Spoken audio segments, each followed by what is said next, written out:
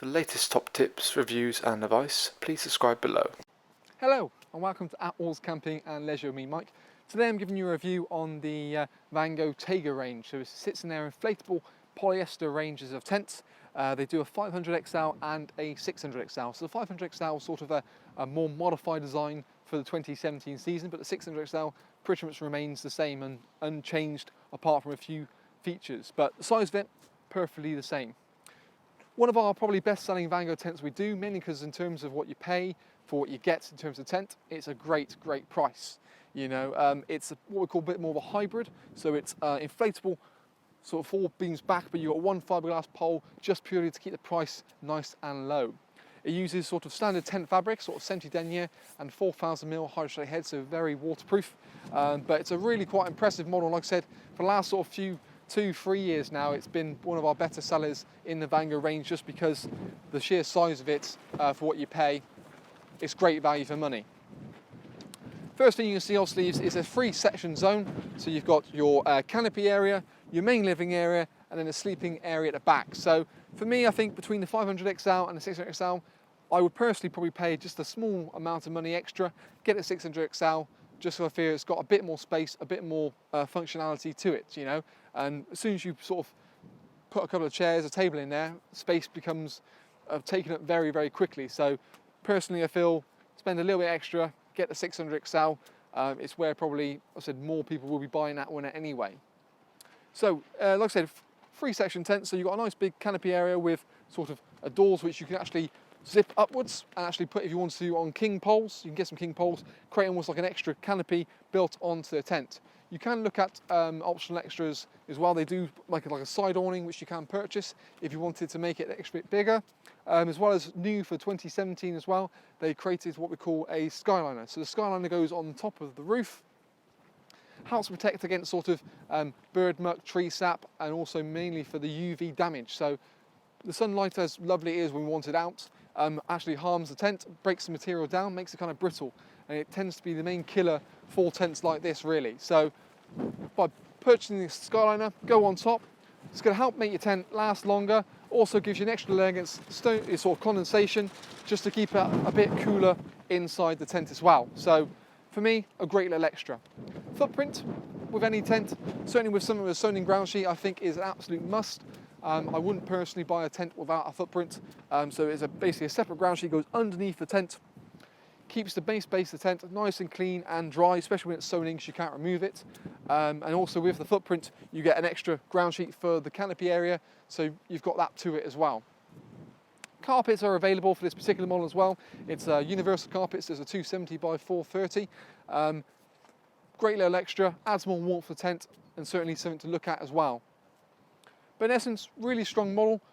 Not really much change for the 2017 season, so it's one of those things that's not broke, don't fix it. They have increased the ventilation panels down the bottom here and along the back by 50% just to help with the circulation of air and sort of help try and combat condensation, which certainly has been a real problem because you've got condensation happening inside the tent and in the beam as well. So, but check out our condensation video on that particular model if you want to know more ways about trying to overcome that issue. But we'll talk through a few more features about this particular Taiga on the inside. So let's have a look. So now we're inside Taiga. First thing you can see is sort of the 3 sections you've got inside the tent. So you've got your canopy area, your living area, and then obviously the sleeping area at the back. So choice of the canopy area, nice and wide, nice and deep, plenty of room for putting cooking sets or anything like that, storage units, that sort of thing. Really nice. One thing you've got is obviously plenty of height throughout the tent as well. So even in the canopy area, I'm being 6'2", 6'3", can more than happily stand up. Same goes for sort of in the main living area and even in the sleeping area as well. You have no problems getting changed in the mornings. The door system, like I said on the outside, sort of comes down, so you actually put king poles and get it a nice canopy. But you can also, like I said, if you want a footprint, a sort of ground sheet for the canopy area, you look at buying the footprint. You've got lovely big PVC windows in the canopy to flood loads of light in as well, so it feels quite nice and airy inside the tent. Moving on into sort of living area, you've got obviously PVC windows at the front as well as a front door here. So the front door is actually has a mesh door attached to it, so you can sort of zip that in, get a lovely good circulation of air while having to sort of combat having sort of the bugs and the critters all inside as well. You've got another ventilation panel at the top which obviously helps the circulation of air, and pretty much all around here in comparison to last year, the ventilation panels have increased by 50%. The joys of obviously having the mesh door on the front with the canopy is even if it is raining, you can still get fresh air in without having to worry about the rain coming in and collecting on the sewn-in ground sheet. One thing you do think with any PVC windows you see on the inside living area, so the front two, and then we've got two on the side here, you get curtains. So they're toggle-up curtains to get your privacy as well. So you can see it actually just in place. So that just sort of toggles up and down as you please. There is a separate section about halfway as well if you wanted to get that. And you can always, what you can do is roll it up, and then it's got a little retainer just at the bottom here, just to stop it flopping about. Have if I can roll it up, of course. Underneath the window, you have got a ventilation panel, so it's a mesh panel, which obviously again helps with sort of condensation. But one thing you certainly see, like I said, is the height. The sheer amount of height inside the tent is quite astounding. What Vango really have created is something that, like I said, is a big, nice open tent, which is quick and ease of the air beam, but not so much the big price point you do see with inflatable tents. So stripping back on features has allowed them to keep it at a decent sort of price point and obviously offers incredible value.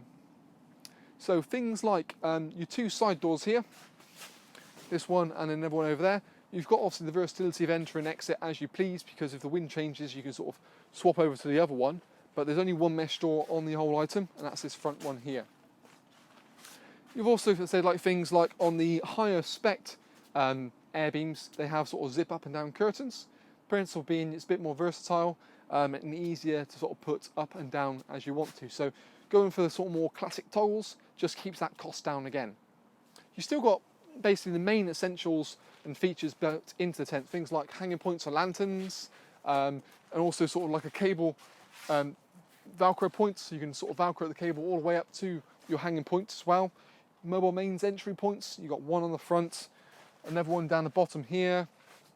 So they haven't stripped back completely, they give you still the stuff you absolutely need really, so it's just the sort of more luxurious extras. Things like the, there's no palmet top here, so on the higher spec models you'll see almost like a covering just to make it look a bit neater, and that also has sort of storage pockets as well in it. You have got a couple of storage pockets on the inside of the inners, just down the bottom here, but it's not quite as nice as one on the outside.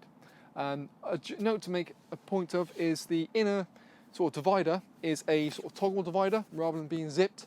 Yeah, again, it's just keeping that price point nice and low, but it still gives you almost like a screen separating the sections up. So the one I'm in now is the 500XL. Obviously, like I said, they do a 600XL as well. Principle being is that the 500XL, you've got a 2 and a 3 berth there. The inner can actually be moved across to make it 2.5 and 2.5, whereas 600XL, which for me is the better model to choose, has the ability to sleep 6, which comes in sort of a 2, a 2 and a 2, with the main 4 berth bedroom being able, like this, to take the divider out to make it one big nice open bedroom. So for me that's a more of a versatile model, and like I said, for the small extra cost, for me I'd go for the 600XL every day of the week. Joys of this as well obviously is it's very easy to pitch. So with the air beam we've known for best part of 7 years now how quick and easy they are to go up, and you can always check out our pitching video on this particular model. I've done this one on my own in, I was thinking about 8 minutes, 9 minutes, which when you consider it to a poled model, it's going to take you a lot longer. So really impressive. Like I said, it's one person doing it rather than sort of 2 people doing it, having a divorce in the middle. You know, it just takes the hassle out of it really. So especially when it's raining, you've got a 3-hour drive down to Cornwall, last thing you want to be doing is putting a tent up at the end of it. So that's why these air beams are incredible. One thing to sort of bear in mind as well, obviously, is the different ranges they have in the air beam system. So if you wanted to go for sort of a higher end model, you can always do so, let's build it up. But I always think, don't be afraid to go larger. Main reason being, if you find yourself, as soon as you put this, say, 4 people inside of this, 4 chairs, a table, a wardrobe, it's very easy to take the room up. Creating room is never a problem really, and you can buy extra canopies and things like that to add on to it.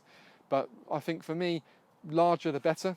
You still have no problem fitting it on a standard pitch if you went to say like 600, but it just gives you more room to take up. Like I said, creating room is a different problem altogether.